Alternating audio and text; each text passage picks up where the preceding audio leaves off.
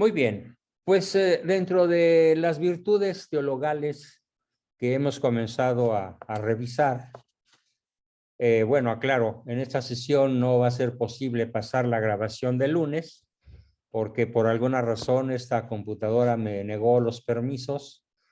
No sé, no tengo el suficiente conocimiento para lograr obtenerlos, pero no importa, daré la sesión en vivo para beneplácito, desde luego, de mi buen amigo Ricardo, que siempre que sucede esto me aplaude.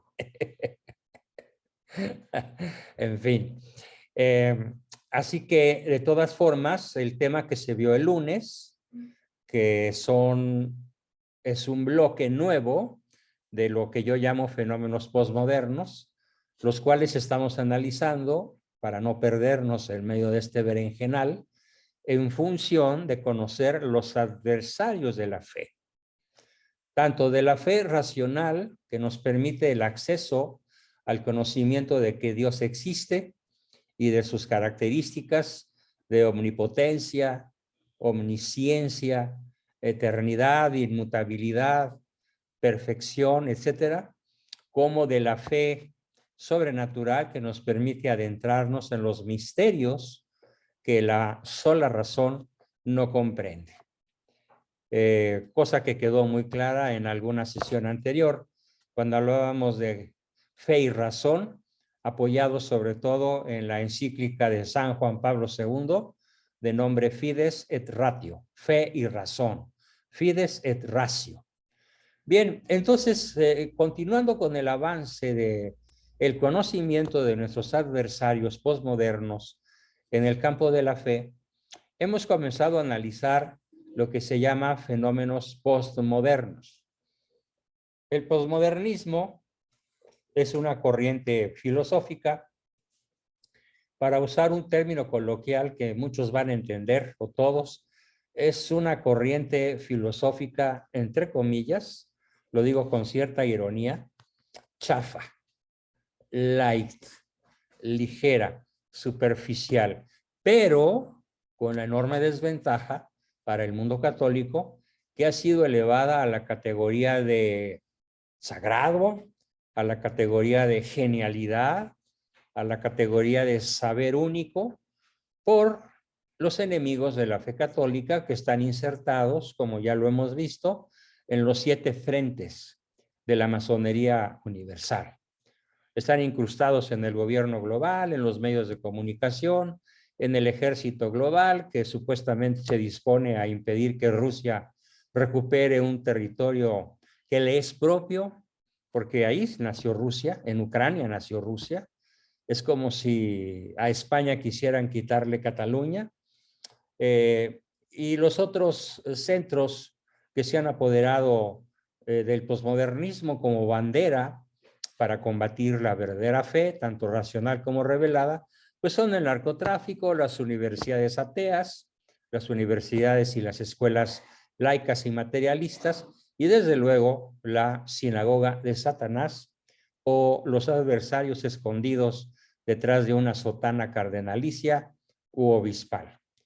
Bien, estos enemigos han desarrollado ciertos fenómenos posmodernos que son muy tomados en cuenta por esos 7 adversarios. Y constantemente, como ellos son dueños de los medios de comunicación, de la prensa, del cine, del radio, de la televisión, de los pasquines, esos que narran en monitos las aventuras de Superman o del Pato Donald, o de quien sea, en todas partes el posmodernismo se ha vuelto una especie de religión. Se ha vuelto una postura propia del hombre que se considera adecuado a su época y que recibe el nombre de postmoderno, ¿sí? Con muy justa razón, pero que, repito, es una actitud filosófica marca Acme, o marca Patito, o marca ese cuate que corre como una velocidad asombrosa y que nunca puede ser alcanzado por nadie. Bueno, entonces así en el posmodernismo no se puede alcanzar la verdad nunca, porque aunque algunas cosas de las que dice pudieran ser relativamente ciertas, lo cierto es que Ellos persiguen ante todo, los fenómenos posmodernos, la negación de la fe. La desventaja es que son sumamente populares los fenómenos posmodernos y ya vimos varios de ellos que nada más voy a nombrar rápidamente en términos de repaso. Ya vimos el fenómeno posmoderno de la desacralización, en donde a todo se le quita lo sagrado. La misa, Cristo, la Virgen, Dios, la muerte, la vida, el sacramento del matrimonio, etcétera. A todo se le quita el tinte de sagrado o la esencia de lo sagrado para convertirlo incluso en un show. El segundo fenómeno que ya presentamos es el de la mitologización, en donde vamos a ver cómo ahora los grandes mitos acerca de personajes, sobre todo de la farándula, ocupan la mente de las personas como los modelos a seguir para darle sentido a la existencia.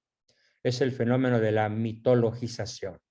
También vimos con mucha amplitud el fenómeno de la trivialización, que significa quitarle la importancia, no solo lo sagrado, sino la importancia a las cosas que verdaderamente son importantes. Como cuando uno dice, caray, hubo en este mes pasado de diciembre, hubo en México 114 asesinatos ligados al narco. No, por día, promedio por día. No, hombre, no fueron 114, fueron 115. No es cierto, dice otro, fueron 120. Pero se discute el asunto de modo trivial, sin darle a la pérdida de la vida humana, como quiera que ésta haya sucedido, el carácter de dignidad que verdaderamente tiene. Es el fenómeno que ya vimos de la trivialización. Vimos también con cierta amplitud el fenómeno de la descristianización, en donde ya parece ser un pecado, parece ser ya incluso un crimen de odio, como nos lo señalan muchos, el atrevernos a rezar un Padre Nuestro en público, el atrevernos, como sucede, por ejemplo, en las escuelas de Italia, a poner un crucifijo en los salones de las escuelas católicas, y llega el gobierno y por determinación de los tribunales supremos de la Unión Europea, te hacen quitar ese crucifijo porque pueden ofender esos crucifijos a un musulmán o a un judío o a un ateo que casualmente pase por ahí. El fenómeno de la descristianización, pues, es el último que vimos en la sesión pasada. Y también vimos el fenómeno de la deshumanización, con los ejemplos, por ejemplo, que tienen que ver con la forma inhumana, brutalmente cruel e inconcebible, como Israel trata a los prisioneros, no se les puede decir de otra forma, de los musulmanes, de los árabes, de los islamitas encerrados en la Franja de Gaza y sometidos a una serie de privaciones y torturas similares a los de un campo de concentración de la era de Hitler, con una enorme diferencia. Mientras que las víctimas de Hitler, los historiadores serios, sabemos que no fueron más de 300,000, porque el mito de los 6 millones de judíos muertos por Hitler es eso, un mito, una fantasía, un holocuento. Mientras que en la Franja de Gaza estamos hablando de un promedio de 5 a 6 millones de palestinos que viven en las condiciones más inhumanas que cualquiera de nosotros pudiera imaginar.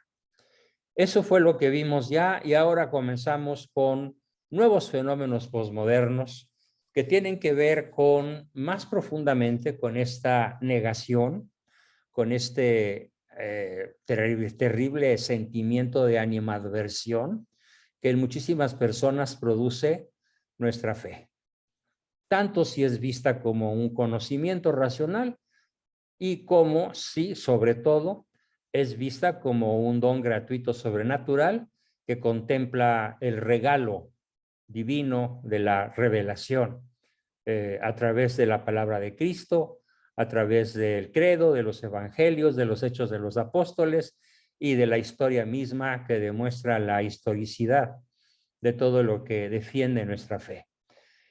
Y en discusiones muy serias que he tenido en diferentes ámbitos, incluso familiares, incluso con amigos de la prepa, amigos entre comillas, porque en realidad, pues más que nada son compañeros, más que amigos, he sido muy cuestionado con esta pregunta.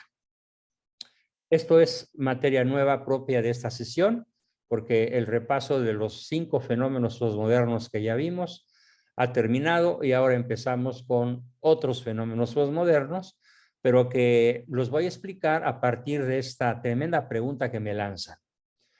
Me la lanzan de manera enojada, de manera airada, de manera ríspida. Oye tú, Juan Bosco, ¿por qué te atreves a hablar de teología? Desde la atalaya de un psicólogo profesional como eres tú, desde la tribuna de un psicoterapeuta como tú, ¿por qué tienes que hablarnos de teología? ¿Por qué tienes que hablarnos de filosofía? Pues, ¿quién te crees? Estás invadiendo el campo de lo sacerdotal. Eso déjaselos a los curas. Tú concéntrate en la mecánica del aparato psíquico y olvídate de lo demás. Y también me dicen, tú tienes para hablar de teología en cuanto psicólogo, tú tienes para hablar de filosofía en cuanto psicólogo un atrevimiento irracional, injustificable, y no me vengas con el cuento, me dicen muchos, de que hacerlo requiere de tu parte o lo ves como una necesidad absoluta, imperiosa e insoslayable. Y digo, sí, en efecto, desde mi atalaya de psicólogo, desde mi sofá de psicoanalista, aunque no practico propiamente el psicoanálisis, pero bueno, pues concedamos ese pequeño favor, sí manejo asuntos de orden teológico y sí manejo asuntos de orden psicológico sustentados en la filosofía como madre de la psicología y la teología como como dueña de la filosofía. De hecho, los grandes teólogos y filósofos católicos lo dicen en latín de una manera muy sencilla. Filosofie anquile teologie. Traducción. La psicología y la filosofía son siervas de la teología. O dicho de una manera más amplia, la verdad que puedes alcanzar por la simple razón humana es muy inferior a la verdad que puedes conocer cuando te colocas en el terreno filosófico, y aún en el terreno filosófico, la verdad que puedes alcanzar a conocer es muy inferior si te atreves a brincar, a dar un salto cuántico a la teología que tiene las respuestas más profundas, más completas, aunque sí, más inquietantes, para que el hombre encuentre su identidad, su origen y su destino. Así que claro que me atrevo a hablar de teología, claro que me atrevo a hablar de filosofía, aun siendo un psicoterapeuta y sobre todo, perdónenme, los que se van a enfurecer por esto, precisamente por ser psicoterapeuta, tengo que treparme, tengo que dar el salto cuántico a las grandes soluciones que da la filosofía, a las soluciones definitivas que da la teología. No me puedo quedar en el terreno de lo psicológico porque, como lo vamos a ver en el fenómeno que hoy vamos a analizar, llamado psicologismo, el psicologismo lo que busca es hacer un viaje por la vida con mucha comodidad, sin angustia, sin espinas, sin malas aventuras, sin tropiezos, con facilidad, con placer. No importa que al final de tu camino te despeñes en el infierno. ¿Por qué? Porque te la pasaste muy cómodo en el hedonismo y en el relativismo moral. Entonces el psicólogo comete un pecado existencial. al no guiar a sus pacientes hacia aquello que brinda la filosofía, que es el conocimiento de Dios por medio de la razón, y de aquello que brinda la teología, que es el conocimiento de Dios por medio de la verdad revelada por Él a la humanidad, por los profetas, por los 4 evangelios, por su vida pública, por su predicación, por su testimonio, por su muerte y por su resurrección, y porque además todo esto lo podemos conocer como una ciencia verídica y comprobable desde el punto de vista histórico.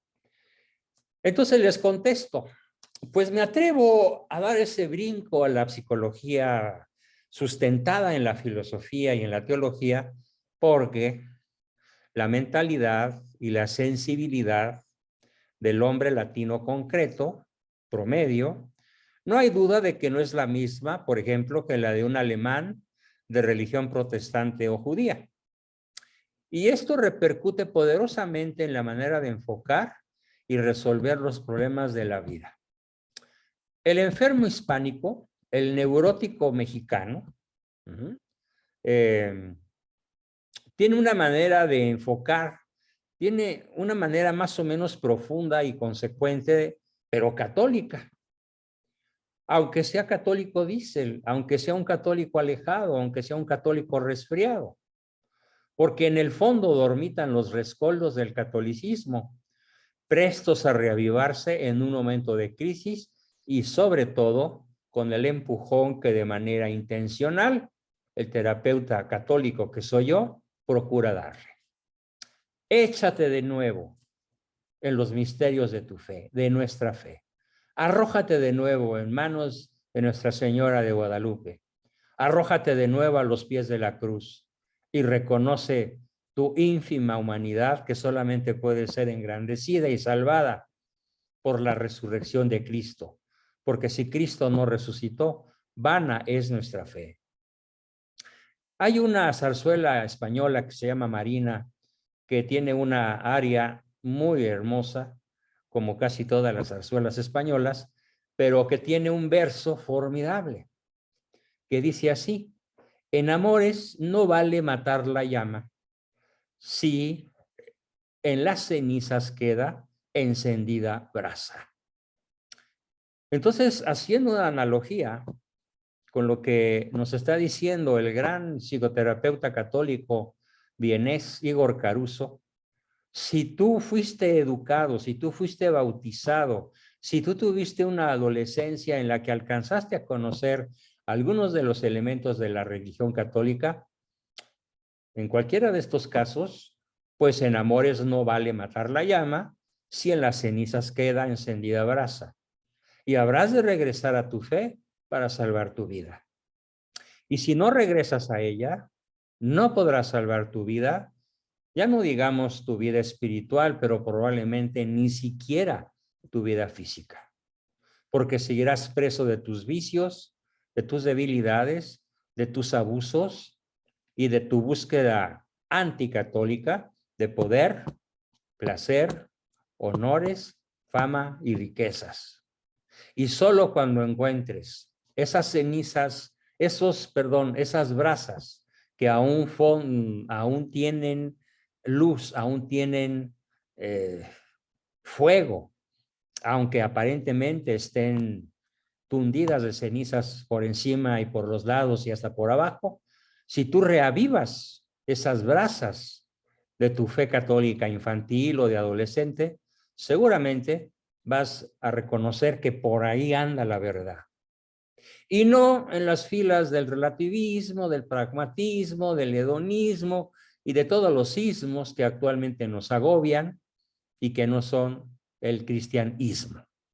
Bien, si se piensa con la mejor psicología de hoy, en las inapreciables reservas de energía salvadora que supone todo lo que acabo de decir, y si por el contrario se piensa en los conflictos, retrasos, superficialidades y desastres que pueden seguirse de ignorar o de atropellar ese substrato cultural e histórico, se verá la importancia de poseer una psicoterapia propiamente católica para que la practiquen los terapeutas que cultivan esta especialidad en el área hispánica y sobre todo en el mundo mexicano. Así que por esto justifico plenamente que estemos en este tema de buscando la mejor versión de mí mismo, pues hablando de virtudes teologales, porque sin ellas, las virtudes naturales, las virtudes cardinales, serán absolutamente incapaces de brindarnos la salvación eterna. Aunque sin ellas, es verdad, tampoco podríamos tener acceso a las virtudes superiores. No son lo único, pero sin ellas también estamos perdidos y sin acceso a la verdadera fe. ¿Cuáles son entonces los fenómenos que hoy voy a exponer? El primero de la noche se llama psicologización. En razón de una exposición más breve y más contundente, voy a leer mis propias líneas, pero probablemente haga algún comentario adicional. Psicologización. Las ciencias naturales no cubren todo el campo de lo cognoscible y por lo tanto no tienen derecho a imponer la dictadura de sus módulos, como ya hoy se admite a veces, al menos en teoría. ¿Qué quiero decir con que las ciencias naturales no cubren todo el campo de lo cognoscible? Voy a poner varios ejemplos. Ejemplo 1. La biología no nos puede explicar el origen de la vida por sí misma. Y es la ciencia de la vida, pero ella no tiene respuestas a la pregunta ¿y de dónde viene la vida? Esta pregunta solamente la pueden resolver en primera instancia la filosofía y en segunda instancia la teología. Otro ejemplo, la astrofísica no nos puede explicar el origen del universo. Y el más genial de los astrofísicos lo planteó de una manera contundente. Cuando allá por 1936, él y otro compañero descubren el famoso Big Bang detrás del telescopio de Monte Palomar, su compañero le dice, oye Albert, sería maravilloso saber qué ha pasado desde la explosión hasta nuestros días a lo largo de estos 14,000 millones de años. Y Einstein le contestó, no. Lo más interesante sería saber qué había antes del Big Bang. Y entonces Einstein plantea un problema que la astrofísica no puede resolver, porque no es su campo. Tiene que cederle el paso a la filosofía y a la teología para que tengamos una respuesta racionalmente válida y trascendente. Otro ejemplo más cercano a nuestro campo de psicología. La psicología por sí sola no puede explicar el origen del alma. Puede analizar cómo se comporta un sujeto concreto como tú o como yo, dotados de alma. Eso sí, puede explicar el origen de nuestras conductas, el impacto de los traumas sufridos en la niñez, puede explicar por qué deseamos abrazar tal o cual carrera o por qué tenemos o no tal o cual habilidad. Pero lo que no puede hacer la psicología es explicarnos el origen de su objeto de estudio, que se llama hombre, dotado de alma racional y espiritual y trascendental. No está en la posibilidad de la psicología darnos la respuesta. Pero entonces, ¿en qué consiste la psicologización? Pues justamente en pretender estúpidamente, y perdónenme por haber dicho pretender, estúpidamente, que la psicología y la física y la biología tienen las respuestas más esenciales. Y les tengo una triste noticia. Ninguna ciencia natural cubre todo el campo del conocimiento humano. Necesariamente tenemos que recurrir a las ciencias superiores, a la filosofía y sobre todo a la teología o religión revelada por Dios para poder entender el misterio de la vida. ¿De dónde vienen las galaxias y el universo? ¿De dónde viene el ser humano? ¿Para qué nacimos? ¿Para qué existimos? ¿A dónde vamos? ¿Y cuál es nuestra verdadera identidad?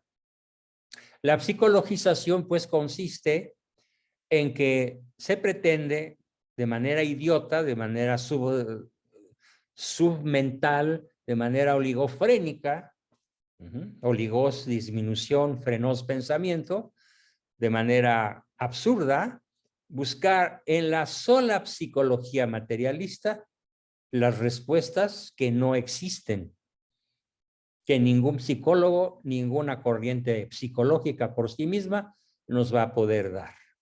Tenemos que abandonar el terreno de la psicología y dar el salto cuántico a la filosofía y a la teología para que podamos encontrar el verdadero significado de la vida humana.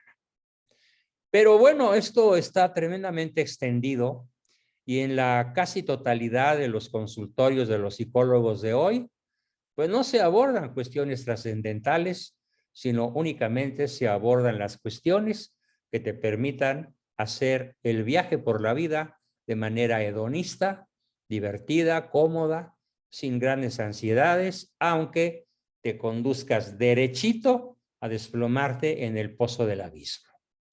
Este es el primer fenómeno, pues, de la psicologización. Tenemos un segundo fenómeno para esta sesión que se llama inmanentización. ¿Qué es lo inmanente? Lo inmanente es lo contrario de lo trascendente. Por ejemplo, lo inmanente es cómo te imaginas a Dios. Pero resulta que como te imaginas a Dios, no es Dios. Te imaginas a Dios como un astro, como una fuerza física, te imaginas a Dios como un señor con barbas, te imaginas a Dios como un tipo malo que está llevando un libro en donde anota tus perversidades para un día echarte al infierno. ¿Cómo te imaginas a Dios? Tu imaginación es inmanente. Tu imaginación no es trascendente. Y solo la filosofía y solo la teología unidas te van a decir quién es Dios de modo trascendental. Entonces, ¿en qué consiste el fenómeno de la inmanentización? Bueno, pues consiste en apostatar, consiste en dar muerte a Dios. Leo como escribí este fenómeno de la inmanentización porque no tiene desperdicio la síntesis que finalmente logré redactar. El hombre de la jerarquía tradicional de valores se atrevió a inmanentizar, a relativizar, pero más que nada a inmanentizar las relaciones con los valores. Es decir, que esas relaciones con los valores no se consideran ya como objetivas, sino como dependientes de algún punto de vista subjetivo, humano, relativo e intrascendente. Un ejemplo que está en boga. Las drogas son excelentes.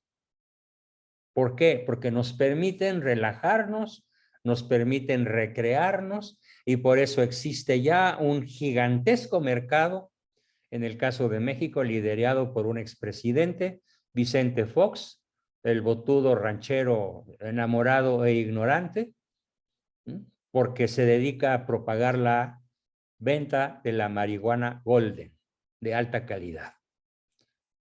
Se inmanentiza la relación con el valor. ¿Por qué? Porque me gusta. Algo así como, ¿por qué fumas Baronet? Porque me gusta. ¿Por qué te fumas de la Golden? Porque me gusta. Eso es la inmanentización. Volver las cosas valiosas, no porque en sí mismas sean valiosas, que sería lo trascendente, sino simplemente porque me gusta, o porque me conviene, o porque ya cambié de gusto, o porque ya cambié de objetivo en la vida, o porque antes me gustaba otra cosa y ahora me gusta esto. Y entonces todo se vuelve como lo mencioné, ya no se consideran los valores como objetivos, sino como dependientes de algún punto de vista subjetivo, humano, relativo e intrascendente. De ahí nació justamente la ideología de género. Pero tras la inmanentización de las relaciones con los valores, fíjense bien lo que vino. Vino el inmanentizar los valores mismos. Entendiendo por valores, desde Dios, que es el valor supremo máximo, hasta la partícula de Dios, una partícula micrométrica más pequeña que el átomo. Todo se inmanentizó. Los valores mismos fueron inmanentizados. Es decir, el hombre opinó, el hombre posmoderno opina que ya no depende su posición de los valores, sino que los valores dependen de mí. Los valores dependen del valor que yo les asigne. Y es así como en una sesión pasada individual, tuve un choque tremendo con un sujeto que se enfureció cuando me atreví a cuestionarle severa y firmemente el absurdo de que él decía, es que mi perrita es más importante que mi esposa. Y si mi esposa no trata a mi perrita como un hijo y como yo quiero que la trate, entonces voy a tirar a mi esposa al basurero de la historia. Y que se me sube lo Juan Bosco, ¡ja! Y que le digo, pues estás rotunda y absolutamente equivocada, porque estás inmanentizando a tu esposa como un valor supremo, que lo es dentro del matrimonio. Porque dentro del matrimonio lo más importante no son tus papás, no son tus hermanos, no son tus cosas materiales y mucho menos tu perrita. La furia que le dio fue tal que abandonó la sesión arrojando la computadora al suelo. Me di cuenta porque así se vio en la pantalla y obviamente el sujeto desapareció para siempre de toda posibilidad de influencia de mi parte porque no le acepté esto que no es un ejemplo teórico, es un ejemplo real de hasta qué grado puede llegar el hombre posmoderno de inmanentizar no solo la relación con los valores, sino de inmanentizar los valores mismos, a tal grado que la esposa tiene mucho menos valor para este indigno sujeto, que tiene menos valor que su perrita. Esto es un ejemplo tremendo de lo que es la actual inmanentización, en donde para muchos señores el automóvil y encerarlo y pulirlo y sobarlo tiene más importancia práctica que su esposa, porque ya quisieran las esposas ser pulidas, enceradas y sobadas como lo hace el sujeto con su automóvil.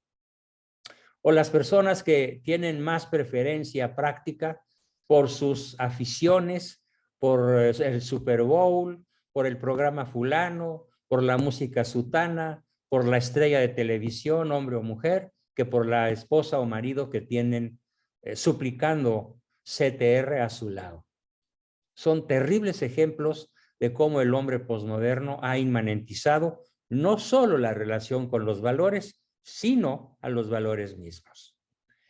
El orden del mundo se hizo en adelante con esta actitud inmanentizadora, dependiente de mi determinación, dependiente de mi conveniencia y no de una verdad objetiva. La inmanentización de los valores, fíjense qué frase tan contundente, termino y cierro este concepto.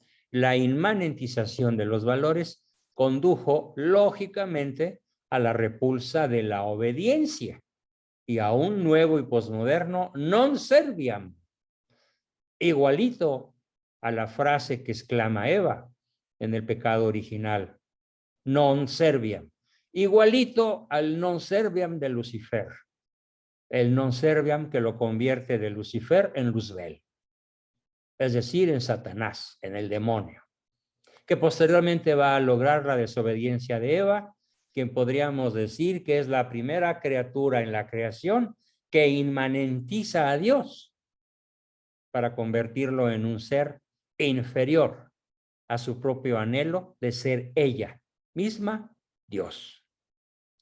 Con esto queda explicada de manera clara, espero, y si no, en la hora de las preguntas me lo plantearán, lo que llamamos el fenómeno de la inmanentización. Y tenemos el fenómeno de la sincretización. ¿Qué es la sincretización? Bueno, pues la sincretización es el proceso a través del cual un culto no católico cualquiera, el vudú, la religión haitiana, la macumba de por ahí de Centroamérica o de Mesoamérica, la Pachamama de Brasil, cobran identidad propia a partir de la convergencia de ritos y creencias provenientes de diferentes tradiciones y religiones. Religiones entre comillas, con cierta burla de mi parte, porque religión solo hay una, la que Dios inventó. Pero concedamos que, bueno, pues que son religiones, aunque en realidad en estricto sentido son creencias, incluyendo a veces en este sincretismo elementos cristianos. Y entonces así tenemos un altar sincrético que lo manejan sobre todo los 3 millones de narcotraficantes. Dije bien, 3 millones de personas narcotraficantes que sostienen el negocio del siglo en el continente, porque sus ingresos anuales ascienden a la cifra de 600,000, oigan bien, 600,000 millones de dólares. Si multiplican por 20, vamos a tener varios billones, con B de burro, que es una cifra muy superior al presupuesto anual de la federación. Entonces, en el altar de estos 3 millones de sujetos que no tienen árbol genealógico, en su altar que tienen en su casa, en su cueva, en su cuchitril, en su casa de seguridad, o incluso en alguna parroquia por aquí y allí de Badiguarato, Sinaloa. Tienen a la Virgen de Guadalupe, desde luego, y a un ladito está San Malverde, y luego a un lado izquierdo pues aparece la Santa Muerte, o más bien casi siempre aparece al centro, porque la Santa Muerte es la santa preferida de los narcos. Y claro, aparece por ahí algún crucifijo, aparece sobre todo en los colombianos, por ejemplo, el Santo Niño de Atocha, al cual le dan las gracias cuando logran que una merquita corone en Chicago.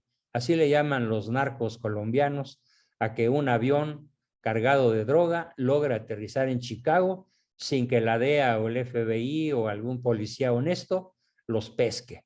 La merquita coronó en Chicago y entonces van en tropel a darle las gracias hincados al Santo Niño de Atocha y a darle un besito a la Virgen de Guadalupe, que es la emperatriz de las Américas, y hacerle una manda de gratitud a San Malverde y desde luego a darle las gracias a la Santa Muerte. Todo esto está infinitamente más extendido de lo que ustedes puedan creer. Hace algunos años leí una noticia lamentable acerca de esto.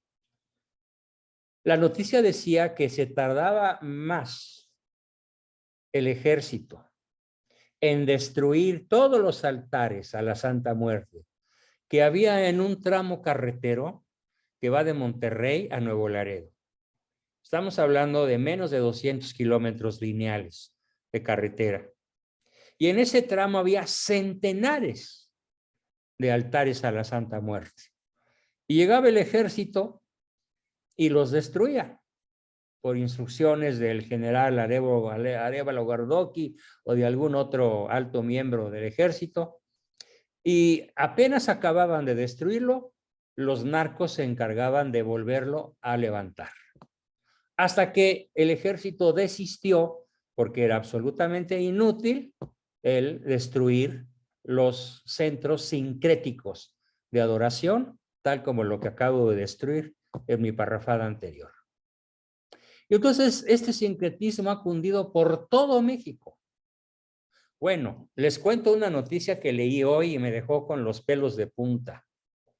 En Azcapotzalco, en Tepito, en La Bondojito y en otros lugares de la hermosa República Mexicana, se comercia con huesos de cadáveres.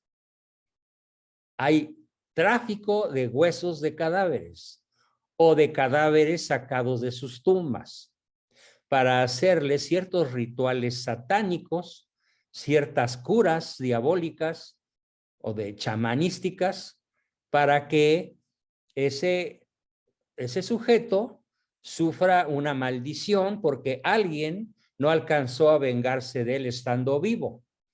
Y entonces va y ofrece 100,000 pesos o medio millón o 1,000,000 o lo que los traficantes le pidan para que lo saquen de su tumba. Estoy dando una noticia de hoy que pueden leer en el Universal.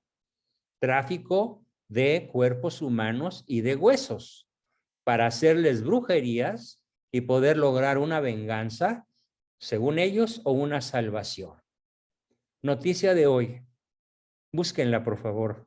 Es muy probable que la encuentren con cierta facilidad. Y si no la buscan, si no la encuentran, yo se las consigo. Bien, es un ejemplo brutal de hasta dónde hemos llegado en el mundo de la sincretización o de esa revoltura absurda de los símbolos cristianos, de los símbolos católicos con los símbolos de cualquier otra creencia, por absurda, diabólica, esquizofrénica o loca que sea. Así que en los altares vemos docenas de manifestaciones paganas al lado de símbolos cristianos, a los cuales se les ha vaciado de su contenido para quedarse adorando solo su mágico poder. Hoy son millones de personas, solo en México, que en el más puro estilo posmoderno piensan que todas las religiones son iguales. Es otra forma de sincretismo. No, señores, no todas las religiones son iguales. Si comparamos el Islam, probablemente la más numerosa religión, entre comillas, del planeta, con el cristianismo y con la religión judía, posiblemente a ella le podemos conceder el nombre de religión, vamos a encontrar tres radicales diferencias irreconciliables que demuestran que ninguna religión, si concedemos el término, es igual a otra. En la religión católica, el mandamiento principal es, lo sabemos todos, amarás al Señor tu Dios por encima de todas las cosas y a tu prójimo como a ti mismo. ¿Cuál es el principal mandamiento islámico? Práctico, que lo vemos en las acciones terroristas que ocurren una semana sí y otra también, y causando al año cientos y aún miles de víctimas. El mejor palestino, porque el palestino es islámico, es el palestino muerto, dicen los judíos. ¿Y qué dicen los palestinos? Pues lo contrario, que el mejor judío es el judío muerto. ¿Qué tienen de parecida las tres creencias que acabo de decir? El catolicismo con el islamismo y el judaísmo, sobre todo el judaísmo de origen sionista o de mentalidad sionista, no solamente no tienen ningún parecido, sino que son radicalmente opuestas. Así que, queridos amigos, no se traigan el cuento de que todas las religiones conducen a Dios. Solamente el catolicismo revelado o adquirido por bautismo de deseo, que ya lo expliqué alguna vez y lo repito, el bautismo por deseo es el de una persona que no conoce la revelación cristiana, pero que se comporta de acuerdo con la ley natural, que ilustra su conciencia y a la cual nunca se le dio el privilegio por razones geográficas, políticas, económicas o lo que sea de conocer el mensaje cristiano.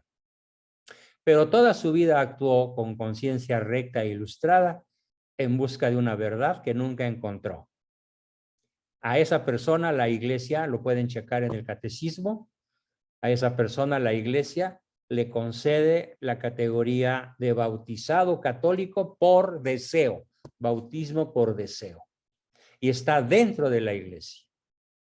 ¿Cuántos millones puedan existir así en el planeta Tierra? No lo sé, pero deben ser bastantes. Optimistamente visto el asunto. Bien, entonces, El catolicismo, dicen los sincréticos, no es más que una más de entre todas las confesiones cristianas. Falso. Entre el catolicismo y el 500,000 de sectas cristianas, entre comillas cristianas, que existen únicamente en la Unión Americana, la diferencia es brutal. Un solo ejemplo para dar jaque mate. Ninguna creencia cristiana que no sea la católica reconoce el dogma de la transubstanciación. Es decir, que el pan se convierte en el cuerpo auténtico y verdadero de nuestro Señor Jesucristo y el vino en la sangre, verdaderamente auténtica sangre del cuerpo de nuestro Señor Jesucristo. Mediante ese acto que solamente tiene el sacerdote católico consagrado, que es la Eucaristía, que consiste justamente en lograr ese fenómeno que es el de la transubstanciación. Ninguna otra creencia sobre la tierra le concede a esta verdad elemental revelada la categoría de dogma de fe. Ninguna. Solo en el catolicismo lo vamos a encontrar. Y junto con esto, pues los otros 44 dogmas de la religión católica van los dogmas marianos. Así que no nos vengan con cuentos. Y el último fenómeno que vamos a analizar en esta sesión es el fenómeno de la irracionalización. ¿En qué consiste? Pues en que la psicoterapia y la filosofía, si es que podemos hablar de filosofía, de estos últimos 70 años se han vuelto irracionales, ¿sí? En su mesiánico empeño por curar al hombre. Porque dicen, el hombre no es nada más que. Ejemplos. Dice Freud, el hombre no es nada más que impulso sexual. Es más, no le llama impulso como debería llamarle, le llama instinto. Aunque después, su servidor y otros terapeutas católicos le hayamos demostrado a los freudianos que en la raza humana no existen los instintos, porque ninguna conducta humana es ciega, inmodificable, hereditaria, inconsciente e imposible de escoger. El instinto es ciego y anula por completo la libertad. Por lo tanto, nosotros los seres humanos no somos sujetos de instintos, sino de impulsos. Y los impulsos son conscientes. Tengo ganas de la mujer del prójimo, tengo ganas de un reventón con prostitutas y alcohol y demás. Tengo ganas de el poder. Son impulsos. Bueno, pues para Freud, el instinto sexual es la única explicación de la vida humana. Es irracional. Para Adler, la única explicación de la vida humana es el afán de poder. ¿Por qué pelean los hermanitos de 5 y 3 años? Por el poder. Para atraer a la madre de la gamarra, para tener a la madre sujeta a sus exigencias y a sus necesidades afectivas. Y para eso gritan, pelean, se jalan, se insultan y hasta se escupen y se pueden causar daños severos. Adler no encuentra otra explicación más que el afán de poder. ¿Y por qué Rusia quiere invadir Ucrania? Por el afán de poder. No se pone a pensar en las consideraciones históricas que los grandes geopolíticos europeos nos están explicando, como Juan Manuel de Prada, donde dice, no, señores, no es afán de poder de Vladimir Putin. Es como si México le hubieran arrebatado el Valle de México a alguna potencia extranjera y ahora quisiera recuperarlo. Pues tiene toda la razón, porque es el corazón de México. Bien, entonces, y Jung proclama que lo único que explica la conducta humana es el inconsciente colectivo. Y así cada gran autor de la psicología moderna reduce al hombre a una figura irracional, que se explica por esta frase despectiva. El hombre no es nada más que. Para todas las corrientes materialistas, el hombre es un ser para la nada en un universo carente de significado. Cosa que también pueden afirmar los existencialistas ateos, como lo hacía Jean-Paul Sartre antes de su conversión. Pero además, esta corriente de irracionalidad proclama la racionalidad del irracionalismo, es decir, la incapacidad de la razón para darnos cuenta objetivamente del mundo que nos rodea y para guiarnos en la vida. En pocas palabras, estas corrientes del irracionalismo proclaman que la razón humana es insuficiente por sí misma para encontrarle una razón de ser a la vida humana. Cosa que ya en sesiones pasadas hemos demostrado de manera contundente que la sola razón humana sí puede encontrar la razón de ser de nuestra existencia, porque la razón por sí misma se va a encontrar con el hambre de absoluto. Y la razón humana por sí sola va a descubrir la existencia de Dios como creador, mantenedor y objetivador de nuestra existencia.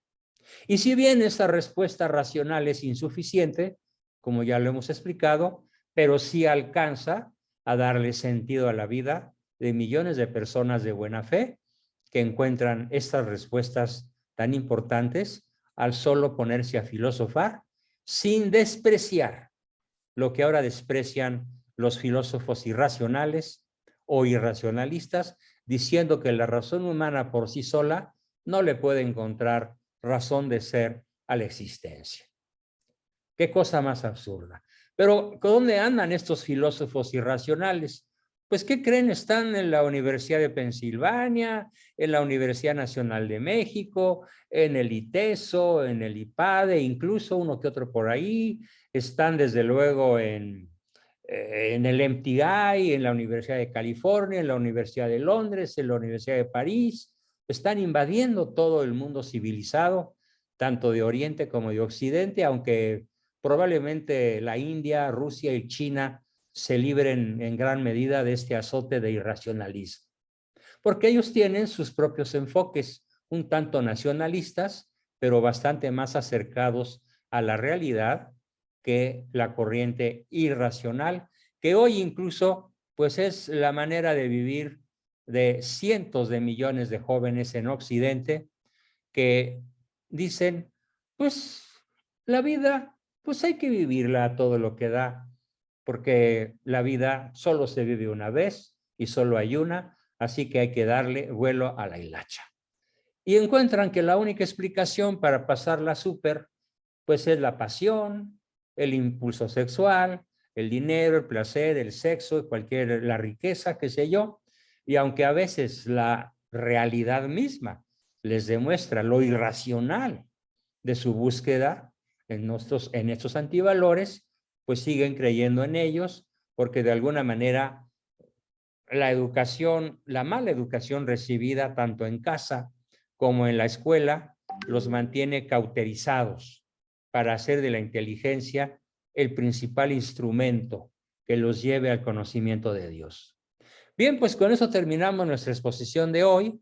Nos toca todavía la próxima semana ver otros 5 fenómenos posmodernos, más probablemente catastróficos que los que ya expuse, pero por ahora entramos ya a nuestra sesión de preguntas, dudas, aportaciones y todo lo que nos quieran decir.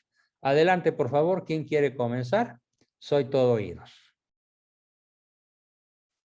Bien. Tenemos a Ricardo. A ver, muy buenas. Ahí nada más hay un primero, psicologización. Yo tengo varios amigos psicólogos, que aprecio mucho. Y hay una cosa que me sorprende, que absolutizan el conocimiento o las propuestas o las ideas de los psicólogos. Dicen, es que es la última verdad, inclusive la ponen por encima de la filosofía. Así es, eso es la psicologización, justamente, Sí. Ricardo. Y he de decirlo, lo ponen argumentos increíblemente inteligentes, más no completos, más no completos. Siempre están Y lo digo con mucho respeto y les tengo un enorme aprecio.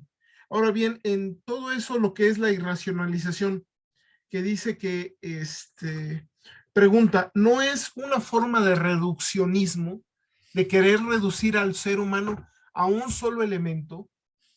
Ujú. Bueno, es otro nombre de decirlo, es otro nombre muy apropiado para este fenómeno. Ah, ¿Sí? ok. El reduccionismo es irracional, porque no es lógico, porque no es realista, pero es un sinónimo perfecto del fenómeno como yo lo describí con el nombre de irracionalización. Ya, ya, ya, ya. Es un bueno, desde el punto de vista de la filosofía, el término correcto es reduccionismo, ¿eh? Sí. Sí, Y como comentario, estás muy acertado. Desde el ujú, punto de vista del psicólogo, el término correcto es irracionalización, pero desde el punto de vista filosófico, la expresión más correcta es reduccionismo. ya. Aquí había un comentario que el reduccionismo, ¿sabe de dónde nació? Nació de las sectas, porque las Es, sectas redujeron la fe a un solo punto. Los bautistas, todos se centraron en el bautismo. sí, es.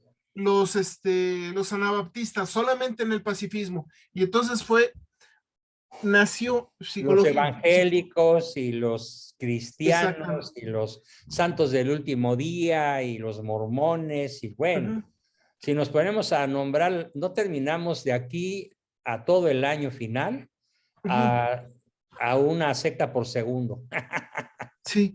Y, bueno, de la sincretización, el problema bueno, originalmente la sincretización que se dio en la Iglesia Católica era algo bueno, porque lo que hacía era tomar lo mejor de las religiones originales e integrarlas. Pero, por ejemplo, por decirlo así, algunas de las estructuras de la Iglesia se basaron en la religión de Mitra, pero en las estructuras. Y algunos de los puntos filosóficos de la Iglesia originalmente se basaron en todo lo que fue la religión griega, pero solamente tomaban lo mejor. Sin embargo, ahorita la sincretización se ha vuelto algo terrible. Y lo han dicho, insisto, esto son revelaciones privadas, no estamos obligados a creerlo, pero lo han dicho de que el gran pecado, uno de los grandes pecados que ahorita tiene Latinoamérica es la cantidad de brujería que hay. Es la cantidad de brujería que hay. Ujú. Exacto. Y esta noticia que descubrí hoy del tráfico de cadáveres en el DF es aterradora, ¿eh? Y el periodista nos explica que es un tráfico millonario, tremendamente extendido. Sí, sí, sí, sí. Es eso. Sin embargo, aquí mi pregunta es, ok, yo conozco los males de la sincretización, de la racionalización y de la psicologización, pero yo también me he visto que, bueno, con la plática con estas gentes, etcétera, etcétera, a veces empiezo a ceder un poquito en en la psicología. Por ejemplo, he leído a un español que acaba de morir, se me acaba de ir el nombre. Bueno, uno que fue comunista y dejó de serlo. Este, leí, por ejemplo, la historia general de las drogas y por un momento inclusive llegué a pensar que, bueno, no era tan malo. ¿Cómo combatirlo? ¿Cómo defenderse uno activamente ante estos elementos? Porque yo se lo digo, uno cae muy fácil y yo mismo lo estoy diciendo, yo me he dado cuenta que a veces caigo en ellos. Bueno, pues para eso justamente vamos a pasar en sesiones próximas, una vez que acabemos de conocer a nuestros adversarios de todos estos fenómenos, vamos a pasar a la fe revelada, a la fe como don gratuito sobrenatural y a creer en aquellas cuestiones a las cuales la razón por sí sola no tiene acceso, sino que necesita forzosamente de la revelación cristiana que comienza desde la más remota antigüedad y llega hasta nuestros días. Es la única respuesta para evitar ese fenómeno en el cual, pues a veces tú mismo lo confiesas, te has sentido atraído. Yo te platico, por mi propia historia personal, jamás he tenido una tentación así, porque por fortuna, desde que abrí los ojos a la luz de la razón, pues tuve encima de mí, atrás de mí y al lado mío, un papá teólogo y un papá filósofo. Un privilegio del que no acabo de darle gracias a Dios ni a rodilla pelona, ¿no? Y que me permite justamente atreverme a estar con ustedes como instructor. Lo Bien. que sucede es que la misma iglesia ha visto estos fenómenos y no Claro, por bajito. ejemplo, a mí me causó mucha repulsión ver a la Pachamama en el Vaticano.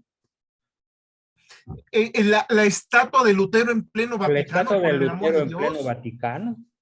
Y cuando se le preguntó por parte de los 5 cardenales disidentes, me acuerdo de Müller, por ejemplo, óigame, Papa Francisco, dicho con todo respeto, ¿qué demonios hace la estatua de Lutero o la estatua de la Pachamama en los jardines del Vaticano?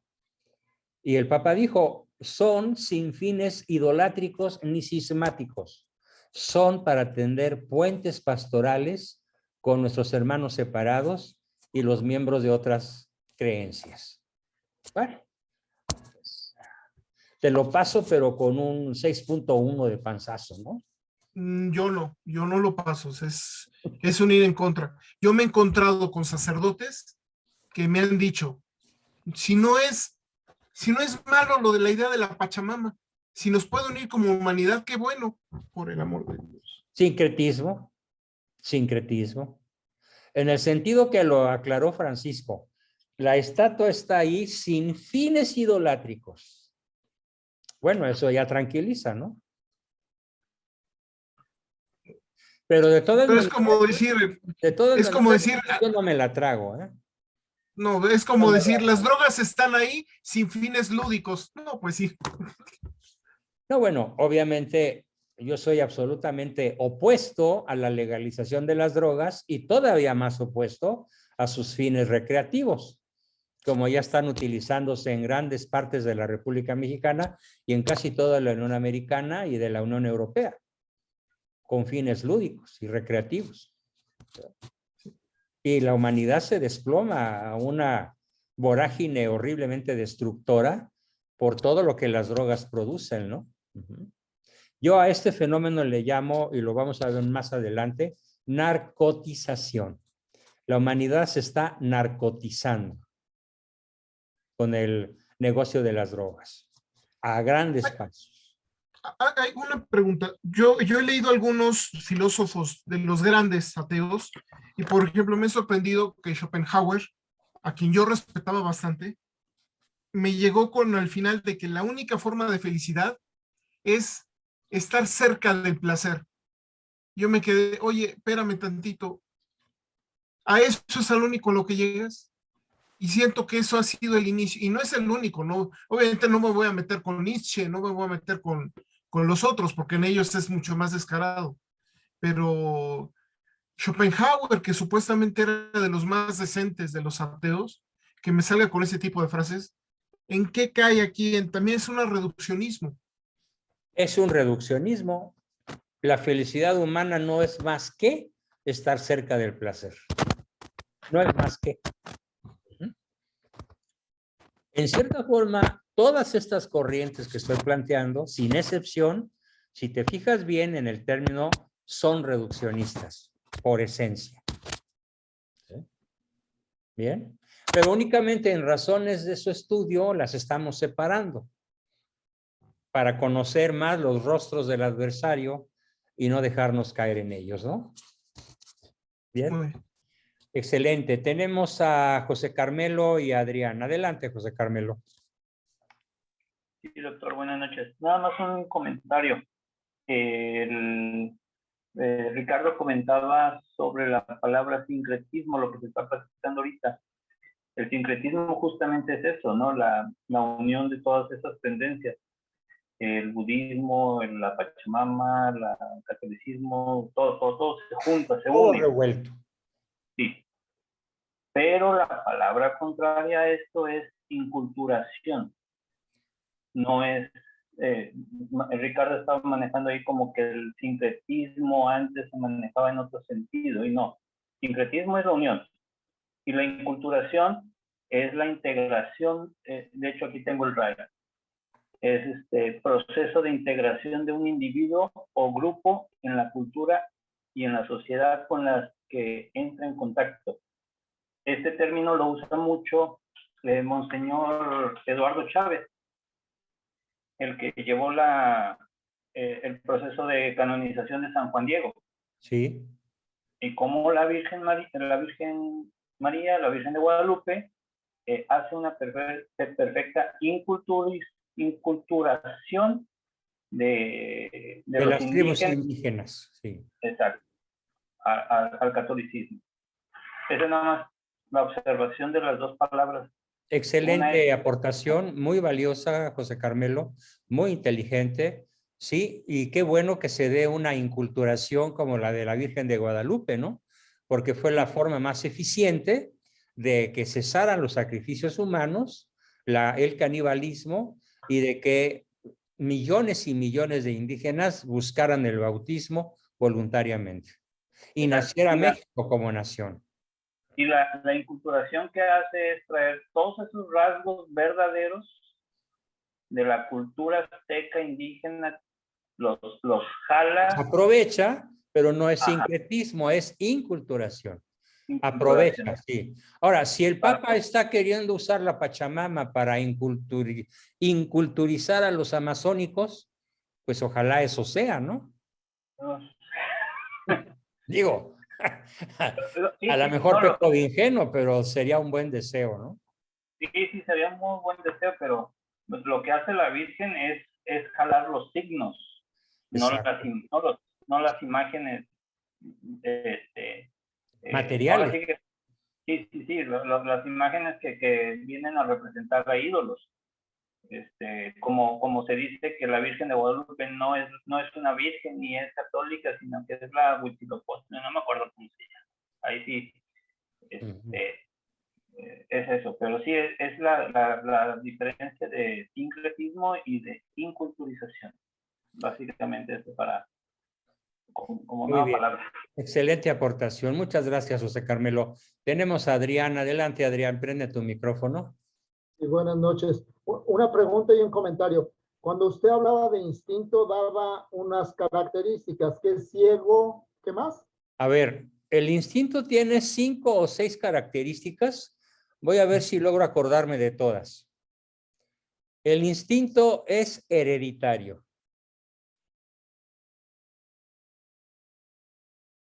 El instinto es inmodificable.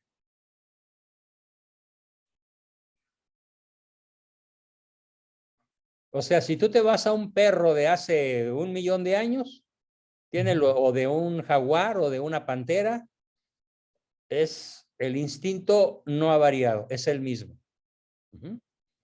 Entonces, hereditario inmodificable. El instinto es involuntario.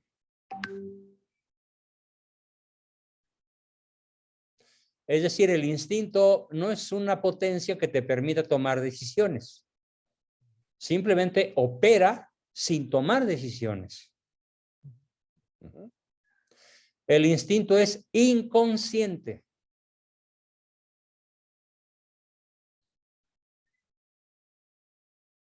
Es decir, el animal que opera bajo el impulso de un instinto no está diciendo, ay, me voy a comer a ese conejo. No, mejor no me lo como porque se ve muy tierno. No. Si tiene hambre, se lo come. Sin ninguna deliberación. Llevamos 4. Y 5 es, Comentó que era ciego. Y es ciego. No ve, no oye, simplemente funciona de manera intracorporal. ¿Sí? Como que está en todos los jugos gástricos, en todos los órganos vitales del animal. El instinto hace presa total de todo su ser. Por eso es ciego. ¿Ok?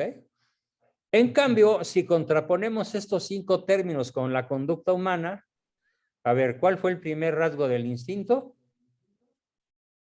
El hereditario. El primero que te dije. del instinto es hereditario, No, te dije otro antes que hereditario.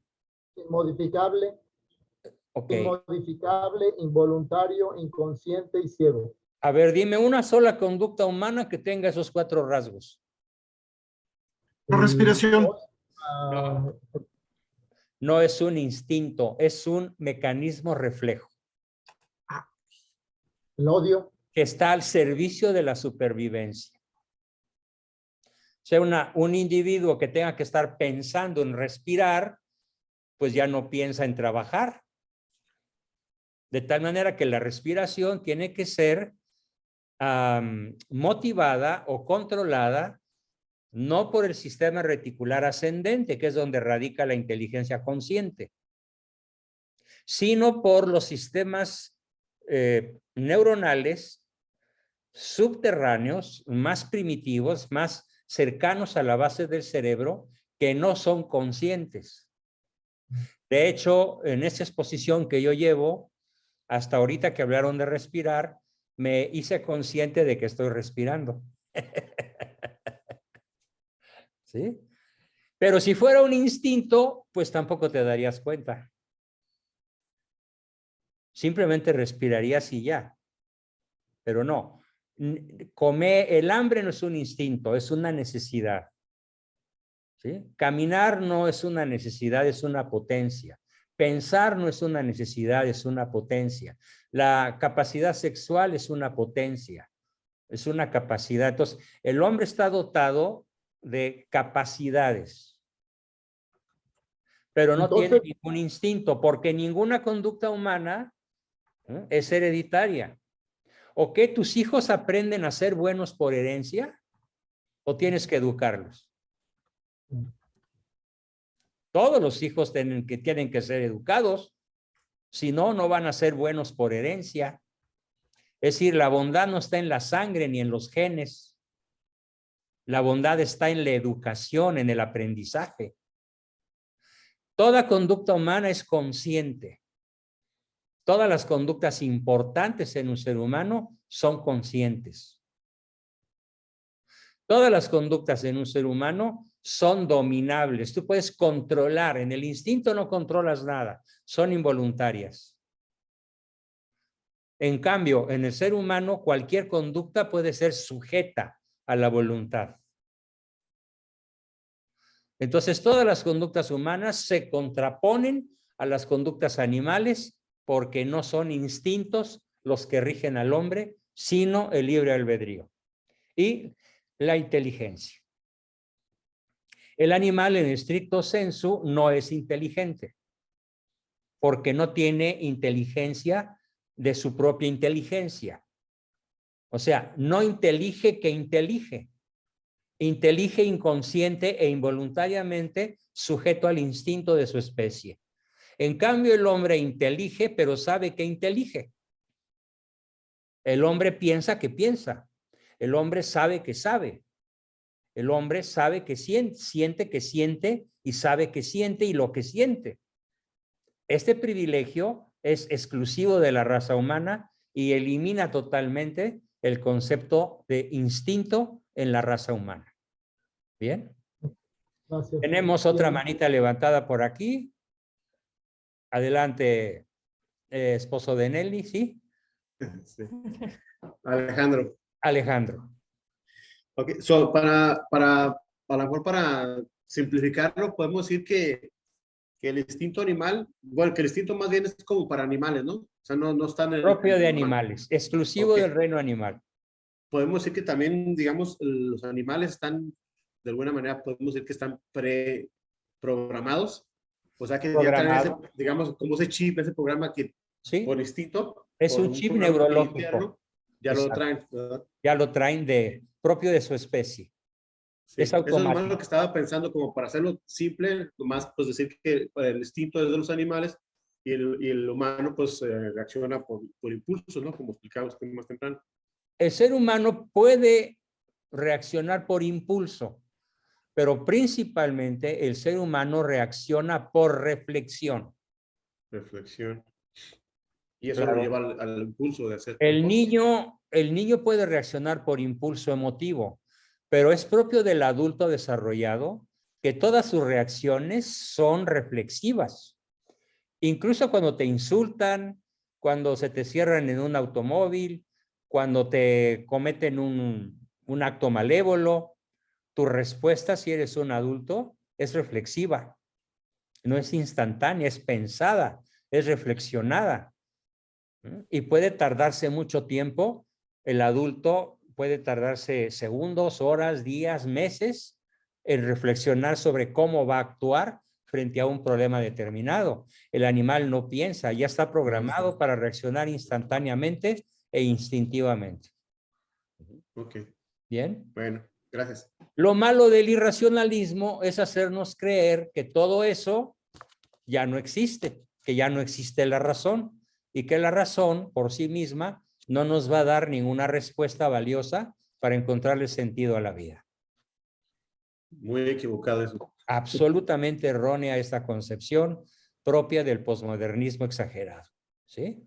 Y tenemos a René Godofredo. Adelante, René. Sí, buenas noches, doctor. Ya que salió el tema un poquito de libre albedrío, quería preguntar esto. ¿El libre albedrío únicamente aplica en la decisión de reconocer a Dios como tu Dios? No, no, no. El libre albedrío aplica para todo acto humano voluntario y consciente. Ajá. Pero incluye, Porque, desde luego, el libre albedrío incluye la aceptación de Dios o su rechazo. correcto. Porque yo he escuchado a muchos católicos que se excusan en el libre albedrío para decir, acepto esta doctrina de la iglesia o no la acepto.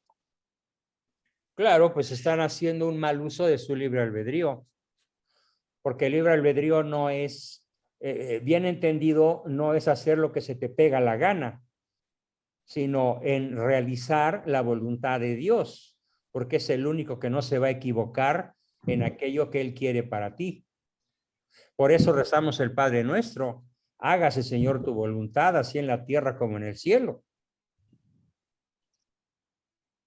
Y es un acto libre, es libre albedrío, sobre todo cuando el Padre Nuestro se reza con toda la seriedad y la profundidad que esto supone. Soltarte y entregarte a la libertad divina, a la voluntad divina. Sí, pero entonces la decisión de cualquier un acto de pecado sería, al final, redunda en lo mismo, ¿no? O sea, el rechazar a Dios o no, o aceptarlo. Así es. Finalmente, en todo acto humano de carácter ético está implícita la aceptación o el rechazo a Dios. Correcto. Bien. Bueno, y a veces bueno, no está tan implícito, a veces está muy descaradamente explícito, ¿no? ¿Sí? Se ve con toda claridad en muchas ocasiones. Sí, sí. Bien. Muchísimas gracias, doctor. Gracias a ti. A ver, Osvaldo, ¿qué quieres preguntar? Doctor, en la conducta y en ser educado, ¿cómo entra la tolerancia hacia los demás, a las personas? A ver. Es que a las personas no se les tolera, Osvaldo. ¿De dónde ¿Nada? sacas esto? No, a las personas se les ama, no se les tolera. A ver, imagínate que llega a tu casa tu suegra. Les voy a silenciar al grupo porque está oyéndose por ahí una estación de radio, perdón. A ver, Osvaldo, a las personas, a tu esposa, a tus hijos, a tu suegra, no se les tolera. Imagínate que llega tu suegra a tu casa y le dices, pues voy a tolerar que esté usted aquí 2 horas. Qué absurdo, qué falta de caridad. A ver, se tolera el mal hasta cierto punto, Se tolera un dolor, se tolera un acto irracional de otra persona, pero a las personas como tales no las toleramos. A las personas como tales las amamos en diversos grados. Espero que esto te quede claro, Osvaldo, ¿sí? Sobre todo en nuestra fe, en nuestra religión. Estamos hablando del amor al prójimo como a ti mismo. Entonces, hoy la palabra tolerancia es una palabra muy mal usada por periodistas, por expositores, por ideólogos, por filósofos que hablan de la tolerancia en vez de hablar del amor al prójimo. Se toleran los defectos del ser amado. Pero no a la persona misma.